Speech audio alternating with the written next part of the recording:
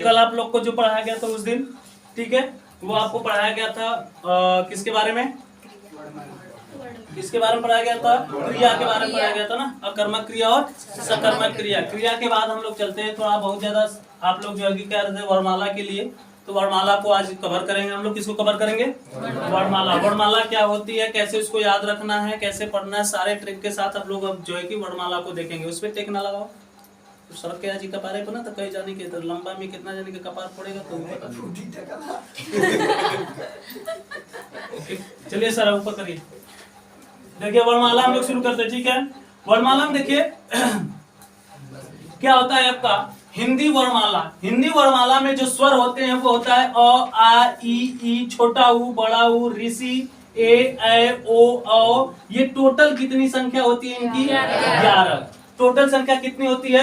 11। उसके बाद व्यंजन जो होते हैं, व्यंजनों की संख्या जो होती है इसमें 33 होती है, यानी क से लेके ह तक व्यंजनों की संख्या कितनी होती है? 33, ठीक है ना। और संयुक्त व्यंजनों की संख्या कितनी होती है? 4। संयुक्त व्यंजन किसे कहते हैं बाबू? 6, ठीक है ना। यानी यहाँ पे 6 हो गया, त्र हो गया, द्य हो गया और स्र हो गया, श्रवण वाला स्र, ठीक है। ये आपके जो स्वर होते हैं इनकी संख्या टोटल कितनी होती है? 4। यानी संयुक्त व्यंजन की टोटल संख्या 4 होती है। अनुस्वार भी इसमें आते हैं। अनुस्वार यानी चंद्र बिंदु वाले जो होते हैं उनमें के वो कितने होते हैं? अंग और अंग। अंग के ऊपर जो ये वाला आ जाता है इसे हम लोग क्या कहते हैं? अंग, ठीक है। अनुस्वार वाला, तो अनुस्वार कितने होते हैं? 2, एक ही होता है, अंग होता है, ठीक है ना। और उसके बाद विसर्ग क्या होता है? विसर्ग जो है अह क्या हो जाता है आपका? विसर्ग हो जाता है। यहाँ पे लिखा हुआ है अह क्या हो जाता है आपका? विसर्ग, ठीक है। और उसके बाद हथीगढ़ व्यंजन जो होते हैं वो क्या होते हैं? थोड़ा जूम करिए सर, जूम करिए थोड़ा। ह है और द, ह और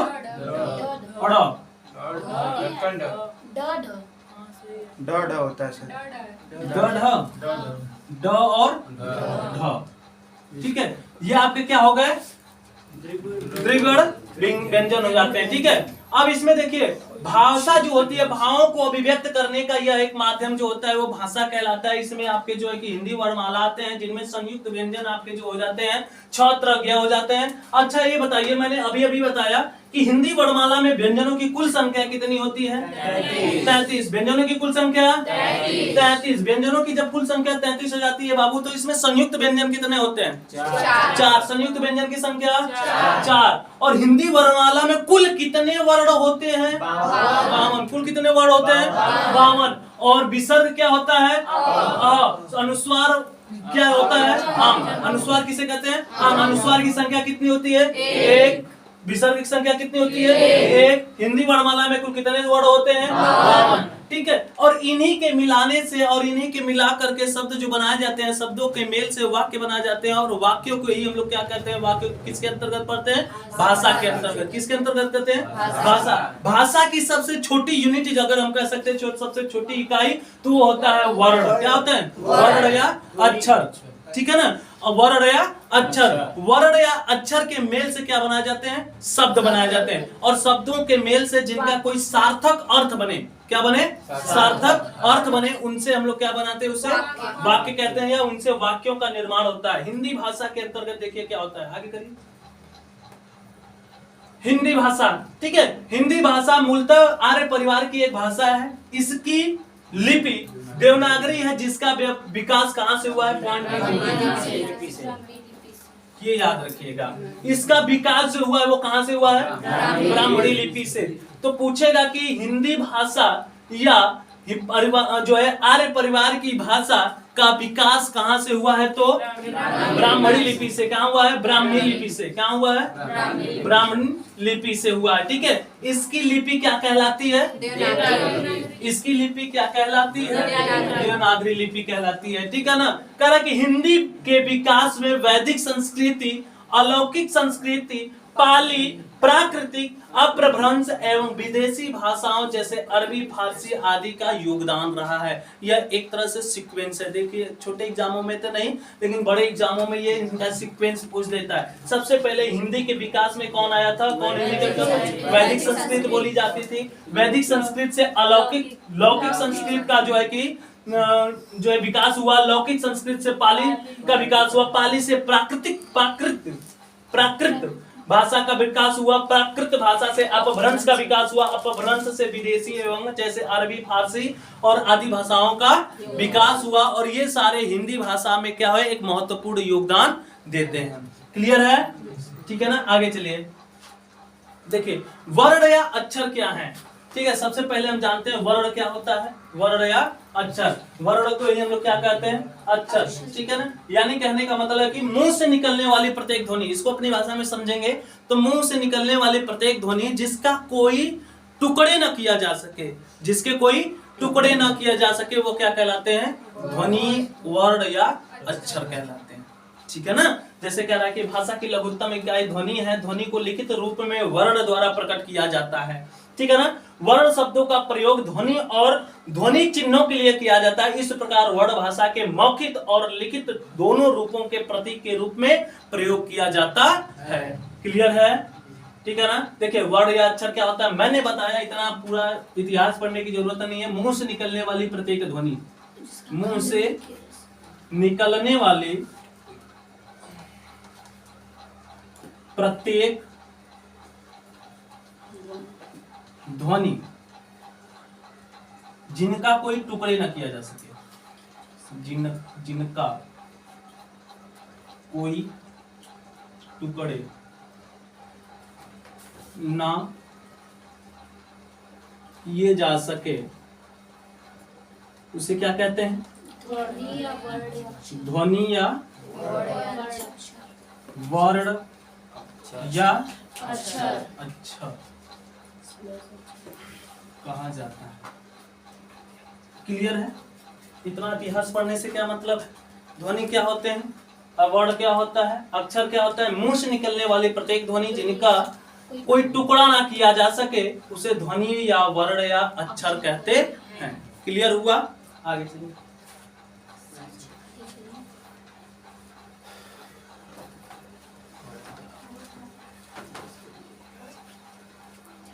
देखिए वर्णमाला, किसी भाषा के मूल ध्वनियों, किसी भाषा के मूल ध्वनियों के व्यवस्थित रूप को वर्णमाला कहते हैं। वर्णमाला का विकास अपभ्रंश भाषा से हुआ है। पॉइंट भी नोटेड मिला।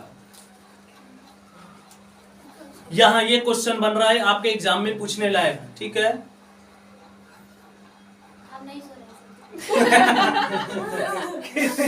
किसी भाषा के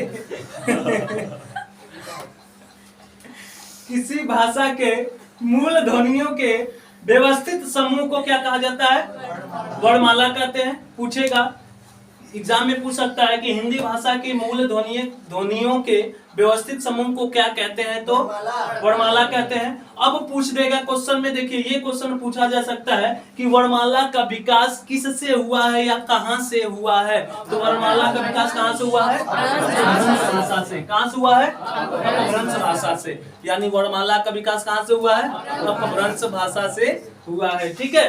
वर्णों के समूह को वर्णमाला कहते हैं। वर्णों के समूह को क्या कहते हैं, वर्णमाला कहते हैं। और हिंदी वर्णमाला में, और हिंदी वर्णमाला की कुल वर्णों की संख्या कितनी होती है, ठीक है। यहाँ से कितने क्वेश्चन बन रहे हैं आपके, 3 क्वेश्चन। वर्णों के समूह को क्या कहते हैं, वर्णमाला। हिंदी में वर्णमाला में कुल कितने अक्षर होते हैं, 52। ठीक है। वर्णमाला का विकास कहाँ से हुआ है, अपभ्रंश से। किसी भाषा के मूल ध्वनियों के व्यवस्थित समूह को क्या कहते हैं, वर्णमाला कहते हैं। समझ में आ रही है बात? ठीक है। आगे क्वेश्चन ये पूछा जाएगा आपसे, यस सर वो सर कहते रहिए। ठीक है। उसके बाद जब पूछा जाएगा तब पता चलेगा कि एक्चुअली आपको पता कितना है। ठीक है। देखिए अब बात आती है स्वर। वर्णमाला की तो बात हो गई। वर्णमाला के बाद आपका आता है स्वर। क्या होते हैं, वर्णमाला को 2 भागों में विभक्त किया गया है। ठीक है। इनकी संख्या को 2 भागों में बांट के रखा गया है। एक को कहते हैं हम लोग स्वर, दूसरे को कहते हैं व्यंजन। क्या कहते हैं, स्वर या व्यंजन। स्वर और व्यंजन। स्वर में जो होते हैं, स्वर क्या कहलाते हैं, वे स्वर जिनके उच्चारण के लिए किसी अन्य वर्ण की आवश्यकता होती है, वह स्वर कहलाते हैं। उच्चारण की दृष्टि से स्वरों की संख्या टोटल कितनी होती है, 11। इसको समझिए पहले, ये क्या कह रहा है, वे वर्ण जिनके उच्चारण के लिए किसी अन्य वर्ण की आवश्यकता होती है, किसी अन्य वर्ण की आवश्यकता होती है, उसे क्या कहते हैं, स्वर। अगर हम इसको व्यंजन में लेके जाएं या शब्द में लेके जाएं तो की के लिए हमें ई के लिए किसकी आवश्यकता हुई? इसी तरह कहने का इसका यही सेंस है कि जब हमें वे वर्ड जिनके उच्चारण के लिए हमें किसी अन्य वर्ण की आवश्यकता होती है वह स्वर कहलाते हैं। उच्चारण की दृष्टि से स्वरों की संख्या कितनी होती है? 11। क्वेश्चन पूछेगा उच्चारण की दृष्टि से स्वर की संख्या कितनी होती है? 11। जो क्या क्या होते हैं? अ, आ, ई, छोटी बड़ी, छोटा ओ, बड़ा ओ, ऋषि, ए, ऐ, ओ, औ। टोटल संख्या कितनी हो गई? क्लियर है? आगे चलिए। उसके बाद आ गया आपका अनुस्वार। क्या आ गया? अनुस्वार। अनुस्वार की संख्या कितनी होती है? विसर्ग की संख्या कितनी होती है? अनुस्वार क्या होता है? अंग। अंग क्या हो जाता है? ये आपका अनुस्वार है। विसर्ग क्या हो जाते हैं? अनुस्वार और विसर्ग ये दोनों जो होते हैं, ये दोनों जो होते हैं आपके, उसमें किसमें नहीं जोड़े जाते? ये दोनों आपके किसमें नहीं जोड़े जाते? ये दोनों स्वर में आपके नहीं जोड़े जाते। किसमें नहीं जोड़े जाते? स्वर में। स्वर में ये दोनों आपके जोड़े नहीं जाते हैं।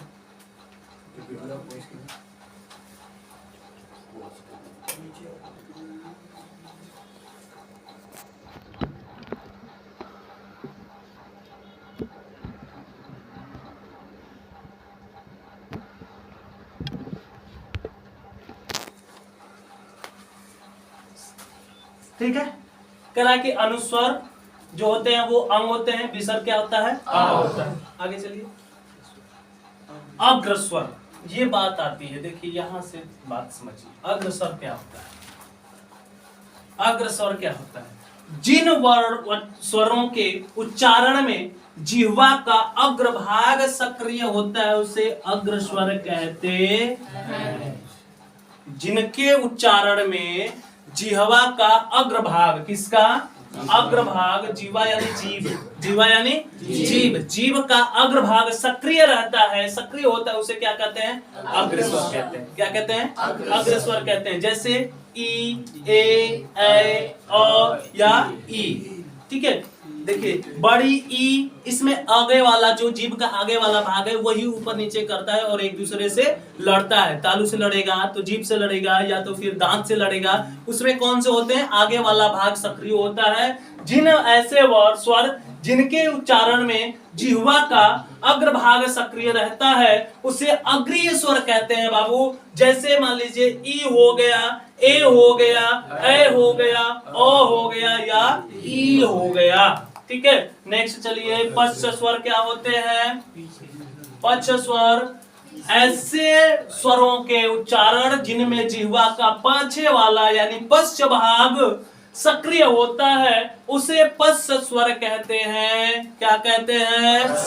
पश्च स्वर। जैसे आ, उ, बड़ा उ, ओ और आ। समझ में आ रही है भाग? ये सारे क्या होते हैं? पश्च स्वर होते हैं। ठीक है। आगे चलिए। आगे आता है आपका संवृत्त स्वर। क्या कहलाता है? संवृत्त स्वर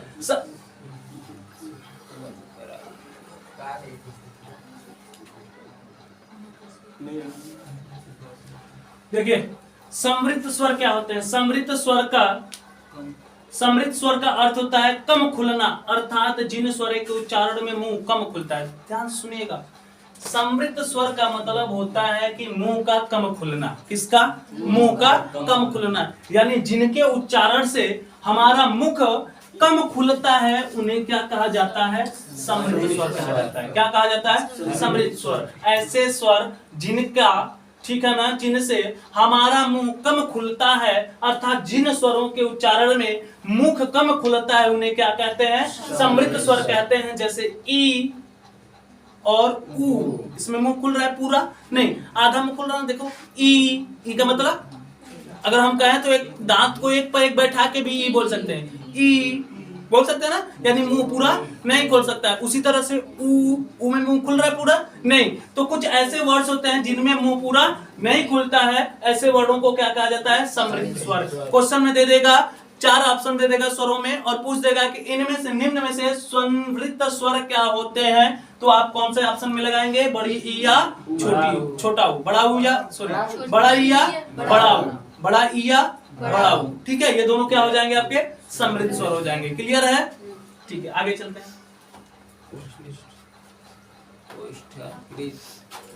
ठीक है, ये आपके जिह्वा के आधार पे आपके स्वरों के को कितने भागों में बांटा गया था। अब ओठों के आधार पे, ओष्ठाकृति के आधार पर स्वर के कितने भेद होते हैं उनके बारे में पढ़ा जाएगा। वृत्ताकार स्वर पहला होता है, ओष्ठों के आधार पे क्या होते हैं, वृत्ताकार स्वर। वृत्ताकार स्वर क्या होता है, जिन स्वरों के उच्चारण में होठ का आकार गोल हो जाता है।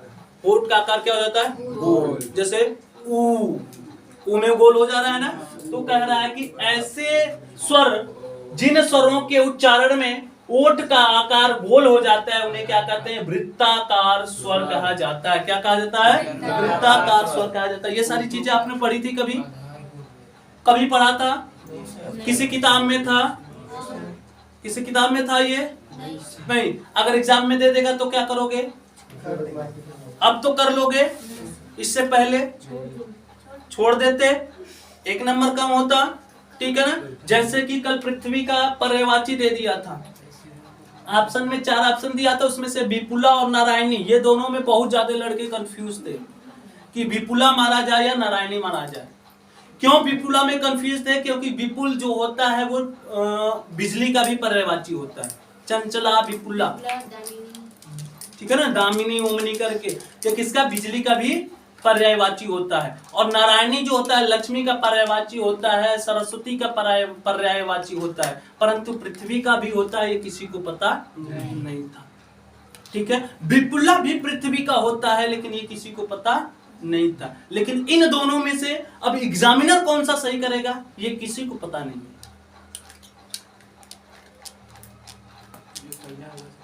समझ में आ रही है बात ना। तो इस तरह के क्वेश्चन जब आ जाएंगे तो आप क्या करेंगे, ऐसे डाउट भरे क्वेश्चन आप ऑप्शन के हिसाब से देख के मार दिया करिए, जरूर मारा कीजिए। जब 2 ऑप्शन में डाउट लगे तो 100% उसको टच करिए, सही हो गया तो 2 नंबर बढ़ेगा, गलत हुआ तो ससुराल आधा नंबर में जाएगा, चलो। लेकिन चारों में ऑप्शन हो गलत, जब चारों गलत है, समझ में आ रहा कि ये हो सकता है, ये भी हो सकता है, वो भी, छोड़ दो उसको, 100% छोड़ दो, ठीक है। नहीं तो फिर तुक्का, बस आंख बंद करो, जय बजरंगबली, ठीक है। वृत्ताकार स्वर क्या होते हैं, जिन स्वरों के उच्चारण में होठों का आकार या आधार गोल हो जाता है उन्हें वृत्ताकार स्वर कहते हैं। जैसे ऊ, बड़ा ऊ, ओ, आओ, समझ, बड़ा आओ बोल रही है ओ के बाद आओ, ये दोनों क्या है, चारों क्या है आपका, वृत्ताकार स्वर है। क्या है, वृत्ताकार स्वर। कंप्लीट हुआ, आगे चलते हैं। अच्छा, आप लोग को YouTube पे PDF नहीं मिलता ना, नहीं मिलता। चलिए कोशिश करेंगे कि आगे से आप लोग को जो जितना पढ़ा जाता है वो YouTube पे PDF और वो भी डाउनलोड के ऑप्शन में मिले, ठीक है। PDF आपको YouTube पर भी मिल जाए और डाउनलोड के ऑप्शन में भी मिल जाए, ताकि आप वहां से उसे डाउनलोड भी कर सकते हैं। आपका जो है कि वहां से लिंक अटैच कर दिया जाएगा, जो है कि टेलीग्राम के ग्रुप का भी, वहां से आपको क्या हो सकता है कि आपको टेलीग्राम के ग्रुप से आपको जो है कि PDF भी मिल सकते हैं। या तो आप टेलीग्राम के PDF से डाउनलोड कर दीजिए, या फिर कहाँ जाके YouTube के टेलीग्राम का जो है कि वो टेलीग्राम भी आपका क्या है, जो है पब्लिक ग्रुप है, वहां पर कोई भी जाके अपना आराम से वीडियो वहां से क्या कर सकता है, पूरे PDF को डाउनलोड कर सकता है। PDF आपका जो है कि टेलीग्राम पर भी आपका अपलोड कर दिया जाएगा, और टेलीग्राम के चैनल का वही नाम है जो YouTube के चैनल का नाम है, ठीक है। अब टेलीग्राम पे जाकर उसको सर्च करके वहां से PDF सारे निकाल सकते हैं। क्लियर है, ठीक है। वहां पे आपको जो है कि वो भी क्विज भी कराए जाते हैं, जीके जीएस से, हिंदी से रिलेटेड, ठीक है। 20-25 क्विज डेली भेजे जाते हैं, तो आप वहां से जाके अपने आप को चेक भी कर सकते हैं आप कितना पढ़े हैं, ठीक है ना। डेली के डेली भेजे जाते हैं, आप डेली उसको पढ़ सकते हैं। समझ में आ रही है बात, है लड़की, क्लियर हुआ। चलिए आगे देखते हैं, लास्ट है, इसके आगे कल हम लोग पढ़ेंगे, ठीक है। अध या अवृत्ताकार स्वर क्या होता है, अवृत्ताकार स्वर कह रहा है कि जिन स्वरों के उच्चारण में होठ गोल ना होकर अन्य आकृति में खुले उन्हें अर्धवृत्ताकार स्वर कहते हैं। पॉइंट भी नोटेड मिला। देखिए कह रहा है कि जिन स्वरों के उच्चारण में होंठ गोल ना होकर किसी अन्य प्रकार से बने या उनकी कोई भी आकृति बने, बस गोल को छोड़ के, जब गोलाकार नहीं बनेंगे तो उन्हें क्या कहेंगे? अवृत्ताकार स्वर। क्या कहेंगे? अवृत्ताकार स्वर। जैसे एग्जांपल में कोई भी हो सकता है उन चारों को छोड़ के, जितने भी अ हो गया, आ हो गया, ई उ और बड़ा ऊ छोड़ के, ठीक है ना, ओ और औ को छोड़ के, बड़ा ऊ छोटा ऊ ओ और औ को छोड़ के जितने भी हो गए सारे क्या कहलाएंगे? अवृत्ताकार स्वर। जैसे अ हो गया, आ हो गया, ई हो गया, ठीक है, छोटी ई, बड़ी ई हो गया, है ना, ऊ, बड़ा ऊ, ओ औ को छोड़ के फिर अंग हो गया, ए हो गया, ए हो गया, ठीक है। बाकी हो गए ना 5 ठो, 6 हो गए, 6 4 10। एक क्या छूट रहा है? ऋषि छूट रहा है। ऋषि। सर इस समृद्ध में छोटी और छोटा ऊ नहीं हो सकता है? किसमें? समृद्ध में जो ऊँटों का आधा खुला था, कम समृद्ध वाले में जो 2 बताया, बड़ी और ई और बड़ा ऊ, छोटा नहीं हो सकता है? नहीं, छोटा में पूरा जो है कि ई है ना, ई जो होता है ई, इसमें दांत एकदम, मुंह एकदम खुलता ही नहीं है। इसमें ई में मुंह खुलता ही नहीं है। ई चाहोगे तो दांत पे दांत बैठा के भी बोल सकते हो, ठीक है ना। चलिए थैंक यू, बोल दीजिए इसे।